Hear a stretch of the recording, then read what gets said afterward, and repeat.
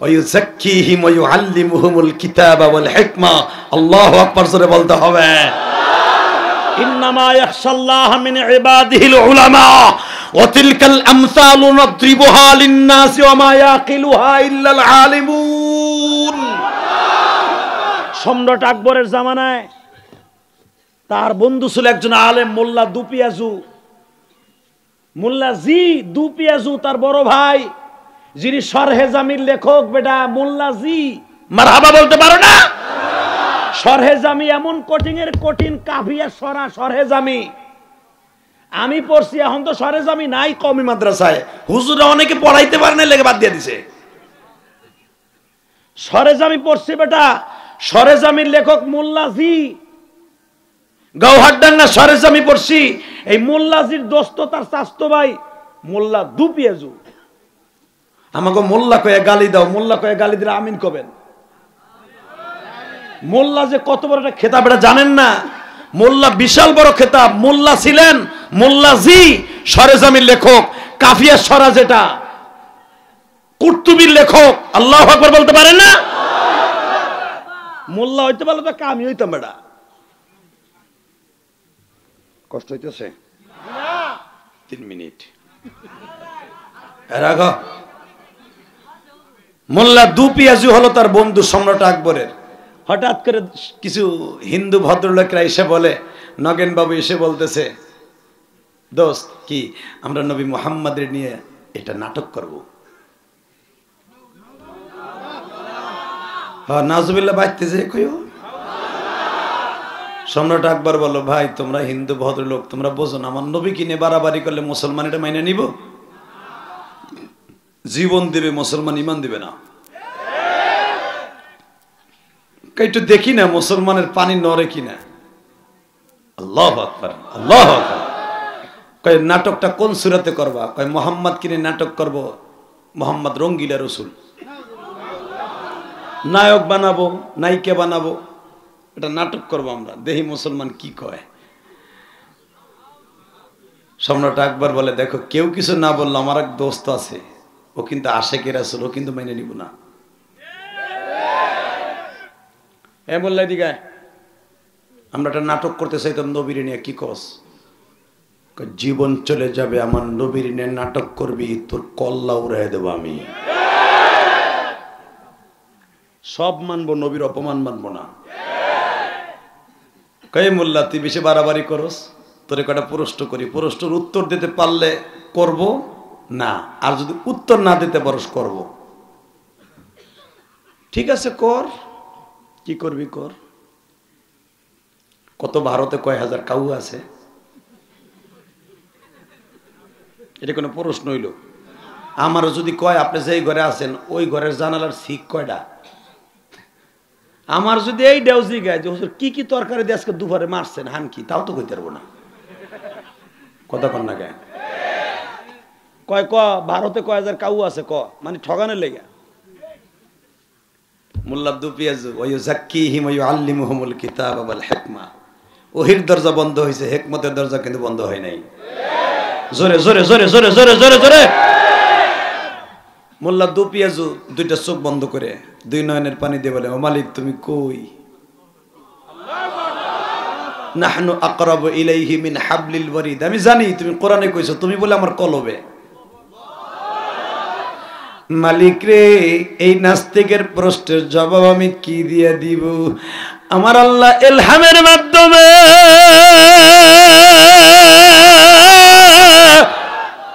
কলবের মধ্যে ঢেলে দিলেন, মোল্লা রে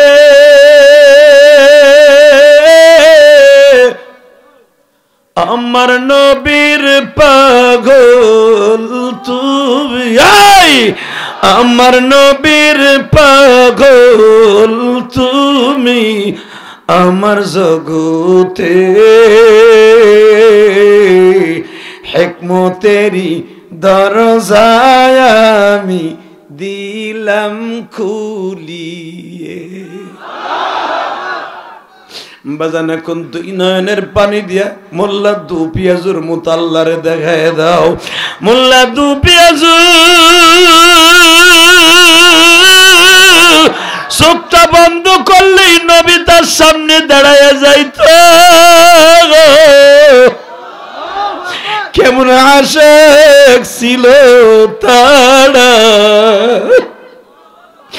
কেমন আশিক ছিল তারা ভারতের জমিনে। মৌলা তুমি একবার দেখাও আমার নবীকে, মৌলা তুমি একবার দেখাও এতিম নবীরে। যে দেখেছে পাগল হইছে তোমার জমিরে, যে দেখেছে পাগল হইছে তোমার জমিরে। একবার তুমি দেখায়া দিবা এই গুনাহগারকে। জোরে একটা ডাক দাও তো আল্লাহকে, জোরে একটা ডাক দাও। কিশোরগঞ্জের মানুষ আজকে 16 ডিসেম্বর, 16 ডিসেম্বর দুটো হাত উঁচা করে আল্লাহকে জোরে একটা ডাক দাও, ডাক দাও, ডাক দাও, ডাক দাও। 16 ডিসেম্বর ডাক দাও, নবীর দেখার নিয়ত করে ডাক দাও। এই কিশোরগঞ্জ কটিয়া দিয়ে আল্লাহকে ডাক দাও, ডাক দাও। এই রাত 12টার সময় ডাক দাও, ডাক দাও, ডাক দাও। আল্লাহ তোমার নবীর একবার দেখায়া দিবেনি।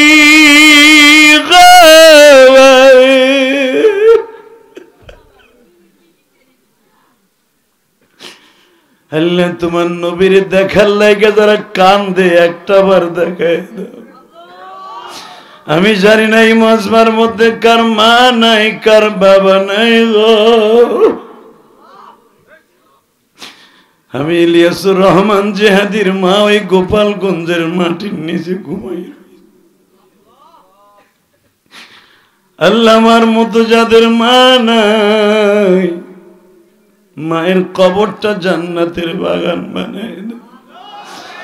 এই মাদ্রাসার যারা জায়গা দিছে, বিল্ডিং করতে টাকা দিছে, এদের প্রত্যেকের বাবা মাকে মাফ করে দাও গো আল্লাহ। মালিক তোমার কুদরতি পাও ধরে এই রাত 12টার সময় বলছি, কয়দিন এই দুনিয়ায় বাঁচবো জানি না গো। তুমি আমাদের বাবা মায়ের কবরটা জান্নাতের টুকরা বানায় দিয়া আল্লাহ। তোরা 6 জন যাইস না এখন?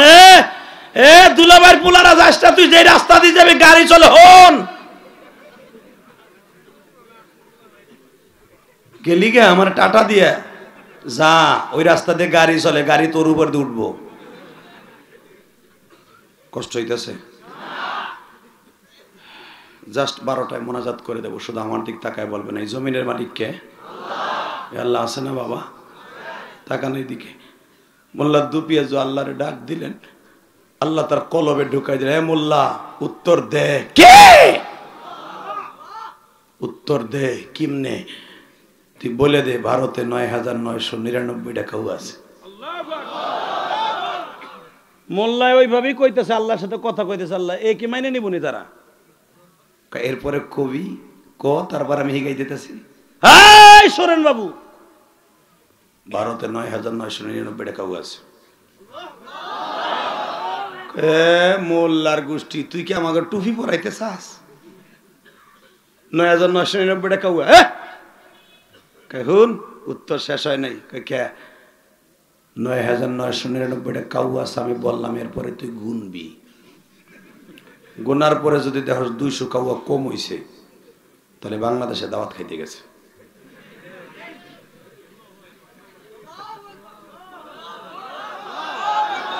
আর যদি দেখোস তুই গোনার পরে 500 কাউয়া বেশি হয়েছে, তাহলে মনে করবি পাকিস্তান থেকে এরা দাওয়াত খাইতে আইছে। হায় হায়, এত বুদ্ধি তোর মাথায়? খালি মোল্লা গো ভাবেন আমরা মিলাদ পাড়ায় খামার ইমামতি করে খাবো, ওই সংসদে নিয়ে দেখেন মামুনের মতো মুজাহিদের সংসদে নিয়ে দেখেন না। কথা কন না কে? সাইদি সাহেব একবার গেছিল না সংসদে, ওইটাই সূরা ফাতিহা পড়ছে, কোরআন আয়াত পড়ে বক্তব্য শুরু করছিল। কথা কন না কেন? এরপরে তো কত নেতাই বক্তব্য দিল, কেউ তো কোরআন একটা আয়াত পড়ে নাই, পরে মাঝে মাঝে চাচি মুমতাজ। হে কি সুন্দর কয় কয় বুখারী শরীফ, তিরমিজি শরীফ, মিশকাত শরীফ, সিয়াস আত্মার কিতাব আমি পড়ছি, আমার বাপে পড়ছে। তোর বাপের জন্মে দেখছস নি মিশকাত শরীফ কারে কয়? কষ্ট হইতেছে? আর 2 মিনিট। চাচায় কয় কি কয় কি,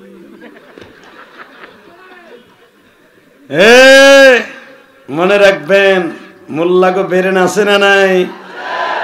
ইতিহাস তার প্রমাণ। যখন কইছে এই উত্তর তুই কেমনে দিলি, এটা তো ঠগাবার কোনো সিস্টেম নাই। হাই হাই ক বাচ্চার ছাদে যে টাঙ্কি আছে কয় গ্লাস পানি আছে? মোল্লা দুবিয়া যোগা, এটা এটা ব্যাখ্যাবের মতো প্রশ্ন। তুই একটা মন্ত্রী, কি এর সাতার মন্ত্রী তুই? দেখ তুই কি কইতে চাস? কয় গ্লাস পানি আছে কমু কয় ক, তুই তো খালি কইস গিলাস কয় গ্লাস হবে, গিলাস তোর আমার কাছে দেশ নাই। গিলাসটা যদি টাঙ্কের পরিমাণ হয় তাহলে 1 গ্লাস হইব। এত সহজ প্রশ্ন জিজ্ঞেস করছি। গিলাস যত ছোট হবে তত তত 1000 গ্লাস পানি হবে। আমি আর ওয়াজি করব দূর মিয়া। ও মোল্লায় উত্তর দিতেছে বিদায় তোমাকে ভালো লাগতেছে না। যদি মন্ত্রী মুমতাজ দিত বাবা তখন শুনে বুক ফাটছে রে। কষ্ট হইতেছে? টাকা ওই দিকে রেডি? হ্যাঁ রেডি? হে চাচা চাদর মাদর খোলো। এই যখন ওই চাচা ঠিকই খুলতেছে, দেখ বুঝে লাগছে যে আমারে কইছে, দেখ আমার চাচা রে কুবা শামসু রে, নাস্তিক গুলো রে কুবা মারহাবা কোন। আমার চাচা খুইলেই হেলাইছে, দেখ মুজাহিদ যদি থাইকে থাকে আমার এই চাচা আল্লাহু আকবার বলতে পারেন না? চাচা কেমনে বুঝলো যে আমারে কইছে? আল্লাহ আমার বাপ চাচাদের কবুল করে নেন আল্লাহ, এরাই তো আসল মুজাহিদ। আল্লাহ রেডি? যখন কইছে গিলাস যত ছোট হবে তত গিলাস তত তত 1000 পানি হবে। দেরেন বাবু খায় এটাও তো ঠিক আছে। সুরেন বাবু লাভ দিয়ে তোর মোল্লা মোল্লা নিয়ে বইয়ে থাকবো, বেটা নাটক করবো পারলে তুই ফিরা, ক্ষমতা থাকলে যা হয়। যারা আওয়ামী লীগ করবেন হ্যাগো নামে কোনো মামলা নাই, বিএমপি করলেই বোর কাছে শোয়ার আর তৌফিক নাই। তুমি জীবন চিল্লায় চলে যাও অন্য জায়গায়। গাড়ি পড়ছে কিশোরগঞ্জ, বেড়ায় হুইয়া রয়েছে এই জায়গা নোয়াগাঁও, মামলা খায় বেড়ায়। খালি যে এখন তা না, তোমরা বিএমপি আমল ওই কাম করছো। বেড়াগো বাড়ি ঘর জ্বালাইছো, পিডাইছো, বেড়াগো ধরে লয়ে গেছো, তোমরা দেখাই দিছো। এখন এরাও ওই পথের পথে ইত্তেদাহিদ বিহাজাল আওয়ামী লীগ আর বিএমপি। কথা বল না কে? আর 2 মিনিট। নাটক আমি করবো পারলে দেখা ঠিক আছে। মান রাআ মুনকারান ফালিয়ুগাইয়িরু বিয়াদিহি ওয়া ইল্লাম ইয়াস্তাতি বিলিসানিহি ওয়া ইল্লাম ইয়াস্তাতি বিকলবি যালিকা আযওয়াফুল ঈমান। নবী বলছে তোমার সামনে যদি রাসূলের বিরুদ্ধে কোনো কাজ করতে দাও, জাকানাকা ড্যান্স হইতেছে চেয়ারম্যানের পোলা, ঠেকাইতে পারবি না হাত দিয়া, মুখ দিয়ে অন্তত বলবা এই কাজটা করিস না। যদি সেইটাও না পারস, ওয়া ইল্লাম ইয়াস্তাতি বিকলবি যালিকা আযওয়াফুল ঈমান, ওই এলাকা ছাইরা অন্তত ওই রাতের লাগে চলে যা। এটা হলো দুর্বল ঈমানের পরিচয়। মোল্লা দুপিয়া জোকায় পারলাম না, তোমরা তো বাদশার ছেলেবেলা, হাত দিয়ে চেষ্টা করছিলাম পারলাম না, মুখ দিয়ে তাও পারলাম না, এত যুক্তি দিলাম তাও পারলাম না, করো। আল্লাহ ওরা বলে নাটক করবে, আল্লাহ ইলহামের মাধ্যমে কয় করুক না, তোরে দ্বারাই কেস ফাইনাল করব আমি। কারণ তাবারাকাল্লাযী বিয়াদিহিল মুলক وهو على كل شيء قدير।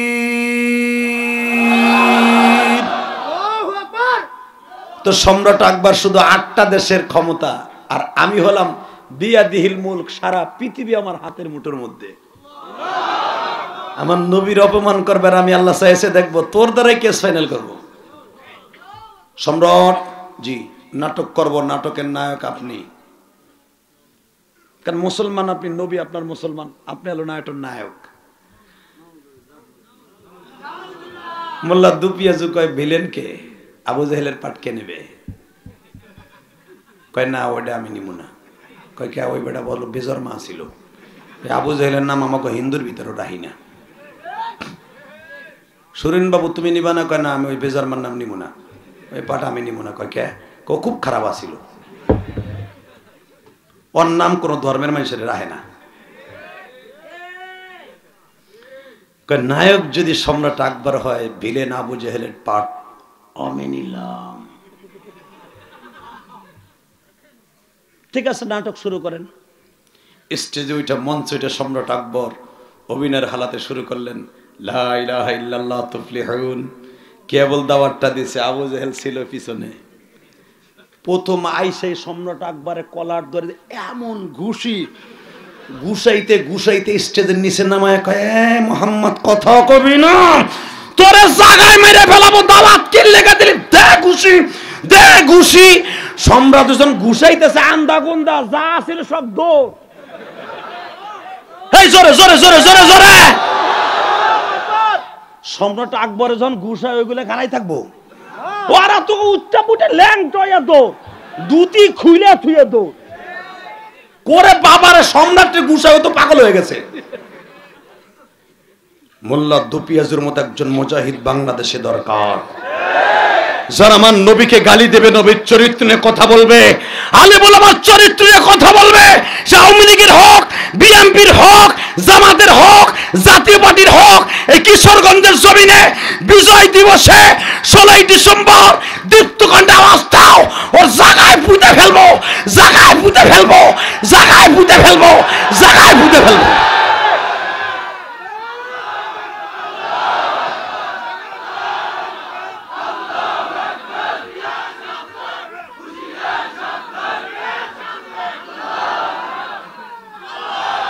এদিকে তাকাও, সম্রাট আকবরের সব ভেস্তে চলে গেল, সব গুল্লায় চলে গেল। যেরকম মারহাবা। ওই আল্লাহ এখন আছে না নাই? আছে। মোল্লা দুপিয়াজের মতো মানুষ যদি ঠগাইতে পারে না, আমার নবীরে পারবে? কথা কয় না, কষ্ট হইতেছে। তাকান এদিকে ভাতিজা। হ্যাঁ, কয়টা জানলা দরজা আছে বাইতুল মুকাদ্দাসে? কত? নবী আমার চোখটা বন্ধ করছে। জিবরাইল কয় এত টেনশন করেন না, পুরা বাইতুল মুকাদ্দাসের মসজিদে আকসাটা আপনার চোখের সামনে চাইয়ে চাইয়ে দেন না। বাজান রে, জিবরাইল এক এক সাইড ঘুরায়, নবী আমার বলেন 21টা জানলা দরজা, এক একটা জানালার মধ্যে 59টা করে শিক আছে। আমি আর বাজি করব না। এ বেঈমান আবু জাহেল রে,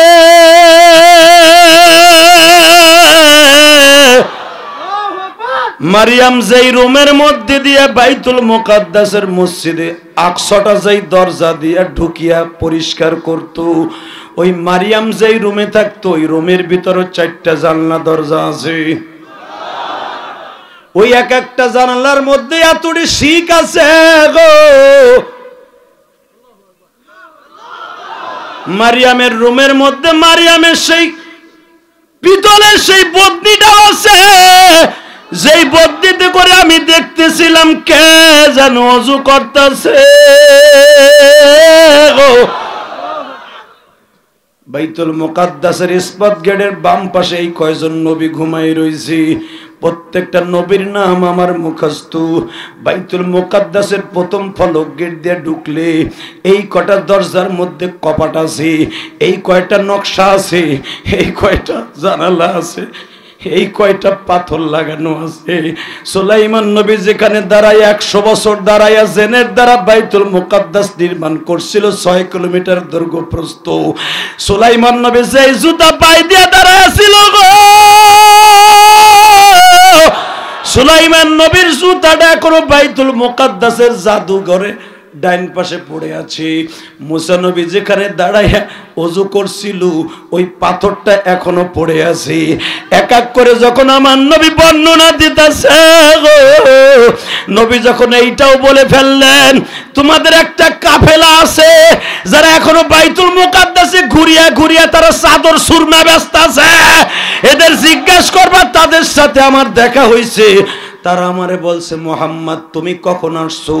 আমি তাদের তাঁবুর মধ্যে গেছি, তাদের সাথে কৌশল বিনিময় করছি, আমার বোরাক তারা দেখছি, তারা আসার পরে জিজ্ঞেস করবে আমার সাথে দেখা হয়েছে কিনা। নাখলা নামক স্থানে তাদের সাথে আমার দেখা হয়েছে, আমি নাখলায় আমি তাদের সাথে সাক্ষাৎ করছি, তারা আসলে জিজ্ঞেস করে দেখবা তাদের সাথে আমি সাক্ষাৎ করছি কিনা। যখন এই কথাগুলো বর্ণনা করছি, তাহলে আবু জেহেল কয় ওই কাফেলা আসুক তারপরে বিশ্বাস করব। ওই কাফেলা যখন আসছে জিজ্ঞাসা করছে, মুহাম্মদ আব্দুল্লাহর পোলার সাথে দেখা হইছে নি? তারা সবাই বলে, জাতের কসম তোমার দল করতে পারি, কিন্তু মুহাম্মাদের সাথে আমরা এক দস্তরখায় বইয়া গল্প করছি, এর মধ্যে কোনো সন্দেহ না। কস কি তোলা তো 100 সত্য হইতে পারে, সত্য, তারপর মাইনা নিমু না। বাবা আপনাকে দুটা পাও ধরে বলছি, কে মানলো কি মানলো দেখার বিষয় না। আমার নবী আমার কলিজার নবী, কোরআন আমার কলিজা, মাদ্রাসা আমার কলিজা। আমরা মাইনা নিছি যে ইসলামের বিরুদ্ধে, মেরাজের বিরুদ্ধে, বিশ্বনবীর বিরুদ্ধে কথা বলবে আর প্রত্যেকটা উপহার দেব জুতা দিয়া। এ কলিজার যুবক ভাইরা রাজি আসোসটা নাই? রাজি আসোসটা নাই? রাজি থাকলে আমার সাথে আওয়াজ কর। অন্তত ইসলামের জন্য, ফিলিস্তিনের জন্য মসজিদে বইয়া বইয়া 2 রাকাত নামাজ পড়ে দোয়া করবি। তোরা যারা ফেসবুক চালাস তোরা তো দেখোস ভাই, একই কবরে মা 2টা ছেলে দাফন করে, লোকটা কবরের পাশে দাঁড়াইয়া তার ছোট্ট মেয়েটারে তার মার বুকের উপরে শোয়া দাফন করে। একই ফ্যামিলিতে 5 জন মারা গেছে, 2.5 বছরের বাচ্চাটারে তার মার বুকের উপরে দিয়ে যখন দাফন করে, বুকের উপরে সুবা দিয়ে বলে, বাবারে তুই আল্লাহরে যে জিগাবি আমি কি অপরাধ করছি।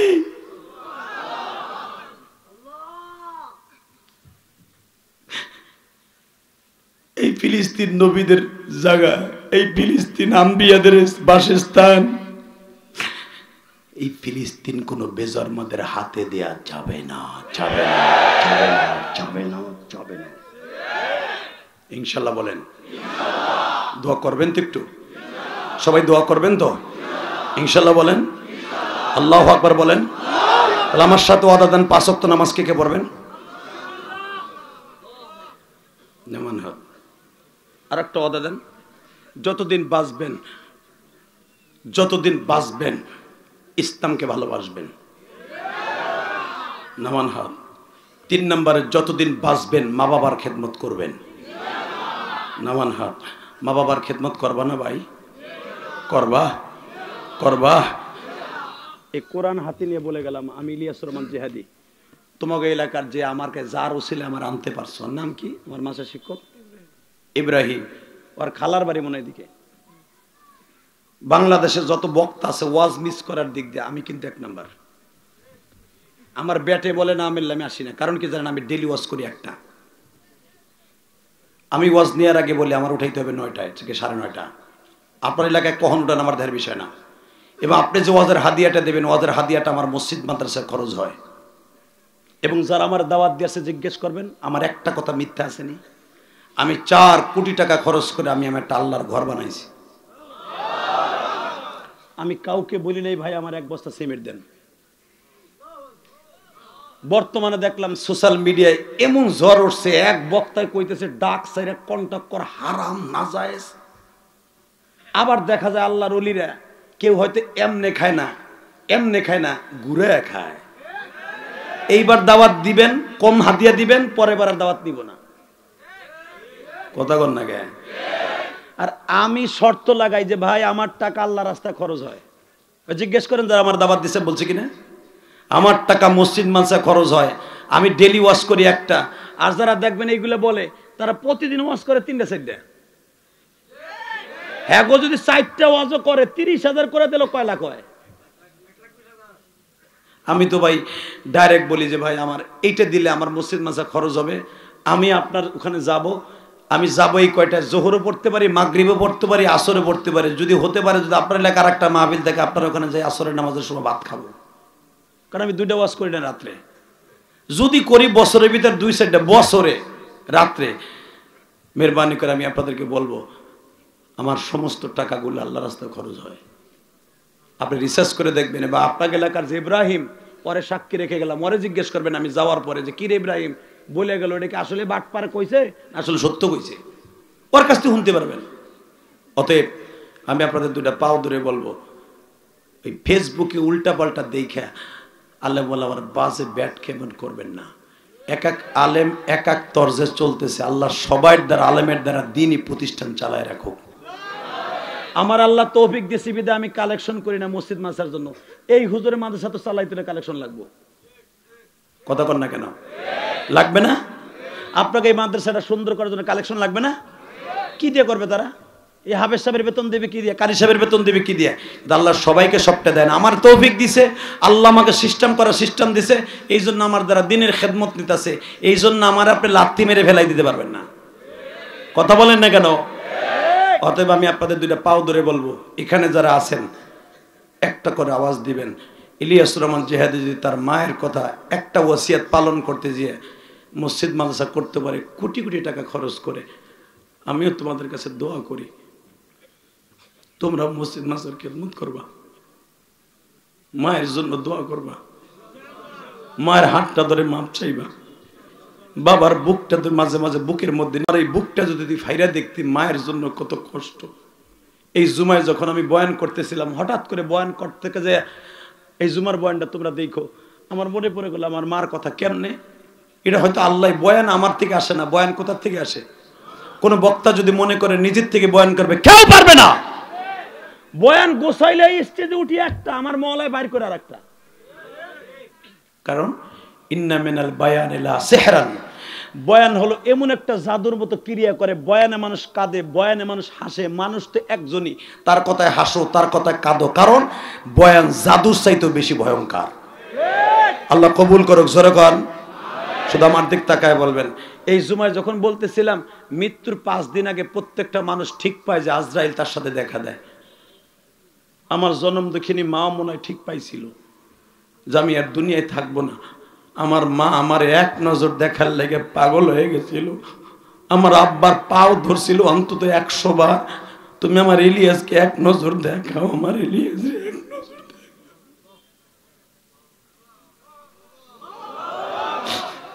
আবার বাবা যখন এই কথাগুলো আমার হজে বলছিল, যখন আমার বাবার কাছে আমি মাপ চাইছিলাম, তখন বলছিল ইলিয়াস রে তোর মা যে তোরে দেখার লেগে এত পাগল ছিল কেন, আমি আজকে বুঝলাম কেন।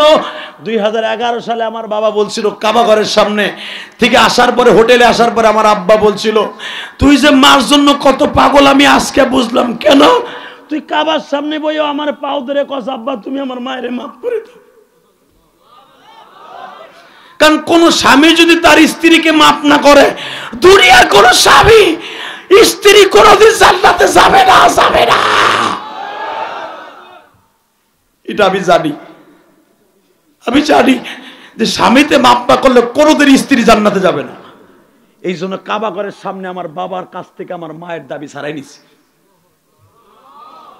আমি আমার মায়ের সৎ সন্তান, আলহামদুলিল্লাহ বলতে পারলা না? তুমি কি পারবা না বাবার কাছে মাপ চাইতে? পারবি ভাই, পারবি। আমি তোর পাও ধরে ধরে এই আমলটা শিখাই দিয়ে যাই। তোর আমার ওয়াজ আগে পরে যারা শুনছর, ইউটিউবে দেখছর, আমি জানি এখানে পাও হাইটা 7 কিলোমিটার দূর থেকে আমার ওয়াজ শুনতে আসছে। কি সেই লোকটা কই যে বলছে 7 কিলোমিটার দূরে থেকে পায়ে হাইটা? আলহামদুলিল্লাহ। ওই যে দেখো আরো কতগুলা 7 কিলোমিটার রাস্তা পায়ে হাইটা আইছে। অবশ্যই ইলিয়াসুর রহমান জিহাদিকে এক নজর দেখার জন্য আর সেখানে ইউটিউবে দেখছে, দেখি বাস্তব ইলিয়াসুর রহমান জিহাদি নাকি আসলে ডুপ্লিকেটটা আইছে। কথা কন না কে? আমি দোয়া করি আমার ভাইরা যারা এত কদম লাগায় এখানে আসছে, আল্লাহ তাদেরকে মাফ করে দেন, তাদের বাবা মাকে মাফ করে দেন, তাদের সন্তানগুলোকে বড় আলেম বানায় দেন। জোরে কানা আমিন, আরো জোরে বানা আমিন। 30টা সেকেন্ড আমি মাত্র কয়েকটা যুবক চাবো এই এলাকার যেই যুবকের বাবাই মাঠের মধ্যে আসো, আমি তোমাকে বন্ধু বানাবো, আমি জান্নাতে গেলে তোমার সাথে নিয়ে যাবো ইনশাল্লাহ বলেন।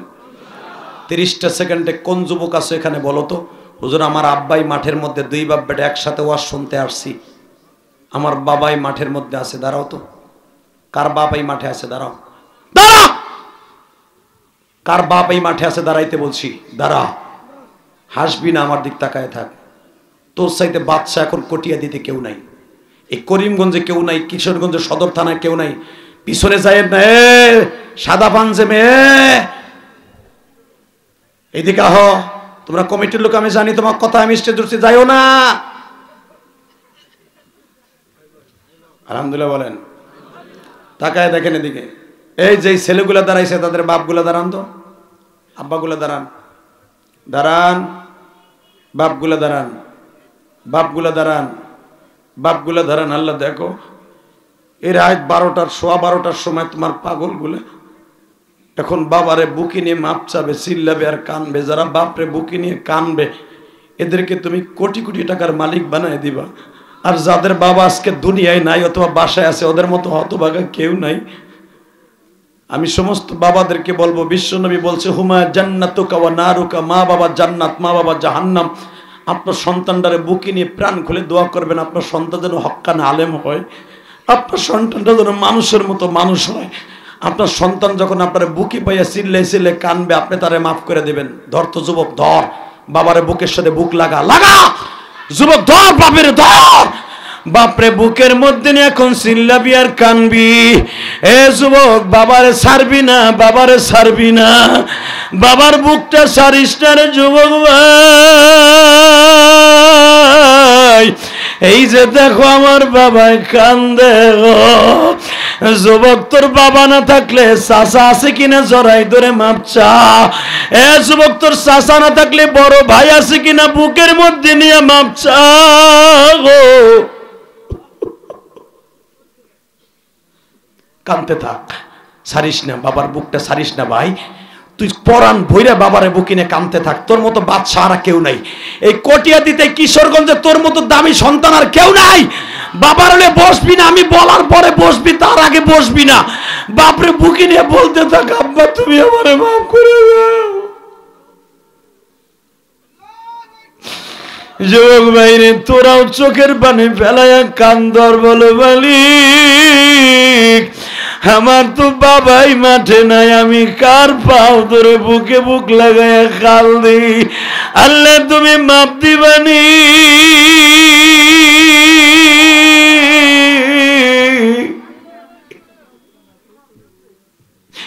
আল্লাহ যুবকদেরকে তুমি মাফ করে দাও গো আল্লাহ। এদের বাবা মার কবরটা জান্নাতের বাগান বানায় দিও। এই মাহফিলে যারা টাকা দিয়া, পয়সা দিয়া, শ্রম দিয়া, বুদ্ধি দিয়া, মেধা দিয়া এত সুন্দর করছে, তাদেরকেও তুমি মাফ করে দিয়া। নিজের হাতে বান্দা তুমি বানায়া কেমনে দিবা জাহান্নামে ফেলে। আল্লাহ এদের চোখের পানি কবুল করতে পারো না আল্লাহ। আল্লাহ যাদের বাবা নাই তাদের বাবার কবরটা জান্নাতের টুকরা বানায় দাও। বসে পড়েন, বসেন।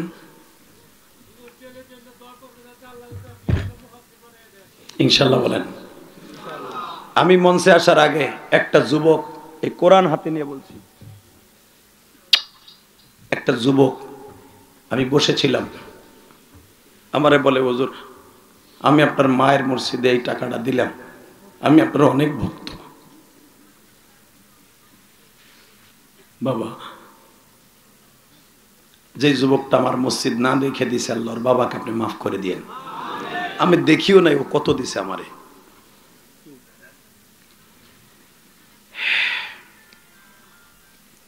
এক 200 টাকা, এই 200 টাকা আমার কাছে 2 কোটি টাকা। আমার মায়ের মসজিদে দিছে, আল্লাহ যেন ওর মাকে মাফ করে দেয়। গতকালকে আমি যেখানে খুলনা ওয়াজ করছি, কসম আল্লাহর, ওই মাহফিলের যে কুশোদক্ষ ছিল সে আমার মসজিদে 1000 টাকা দিয়ে কাঁদছে, কারণ তার বাবা নাই। ওই মাহফিলের সভাপতি ছিল একজন কমিশনার, সে আমার মসজিদে টাকা দিয়ে কাঁদছে। হাজার হাজার মানুষ আমার মসজিদে টাকা দিয়ে দোয়া চায়। শুধু আপনাদের কাছে আমি বলি, আমার জীবনটা সুন্দর করার পিছনে একমাত্র অবদান হলো আমার মার। যারা মার দোয়া সাথে নিয়ে চলবা তারা জীবনে কোনোদিন কারো কাছে অপমানিত হবে না, বুক ফুলাই চলতে পারবা ইনশাল্লাহ। বলেন পৃথিবীর কাউকে আমি ভয় পাই না, মায়ের দোয়া আমার বুক ভরা, আমার কলিজাটাই আলাদা। তা নাহলে আমার মায়ের দোয়া নিয়ে কোটি কোটি টাকা আল্লাহ রাস্তা খরচ করে মসজিদ মাসা খরচ করছি, একটু ভিতরে কামরানি নাই যে এতগুলো টাকা খরচ করলাম, বাড়ি কিনলে করলাম না, 4-5 কোটি টাকা খরচ করে মসজিদ মাসা করলাম, কিনলে বাড়ি করলাম না কেন, এই কথাটা আমার অন্তরে ভুলেও আসে না ইনশাল্লাহ। এবং মসজিদ বানাই শুধু ছেড়ে দেয় নাই, ওই জিগান আপনাকে ওই যে এটার ইমরান রে, মসজিদের ইমাম এবং খতিব খাদেমের বেতন হুজুর আমি দেই। ওই মহল্লার সবাই নামাজ পড়ে, কেউ রে বলি না 1 টাকা দেন আমার মুয়াজ্জিনের বেতন। হ্যাঁ, তবে সবাই রে বলি আপনারা দিতে পারবেন মুক্ত, না দিলে আমার দুঃখ নয়, আমি দেবো ইনশাল্লাহ। শুধু আপনাদের ধরে পাও ধরে বলছি, আপনারা যেখানে আছেন মা বাবার লেগে দোয়া করবেন তো। 10টা লোক আমি এখানে চাই, আমারে বলে নাই কিচ্ছু, কারণ আগের থেকে কমিটির সাথে একটু কষ্ট পাই স্টেজে উঠছি, আমারে কেউ কিছু বলে নাই। মাত্র 10টা যুবক চাবো, 30টা সেকেন্ড একটু লাভ দিয়ে দাঁড়াই বলবেন, হুজুর এতিমখানা মাদ্রাসাটায় আমার মায়ের জন্য বাবার জন্য প্রথমে একটা পাগল লাভ দিয়ে দাঁড়ায় বলবেন, হুজুর আমি 1 বছর সময় লাগাইয়া এই এতিমখানা মাদ্রাসায় আমি 20,000 টাকা দেবো আমার মায়ের জন্য, আপনি দেবেন কোটি কোটি টাকা, আর আমি দেবো আমার কষ্টের টাকা, আমার মায়ের কবরটা জান্নাতের টুকরা করতে 20,000 টাকা। বলেন তো কে দেবেন?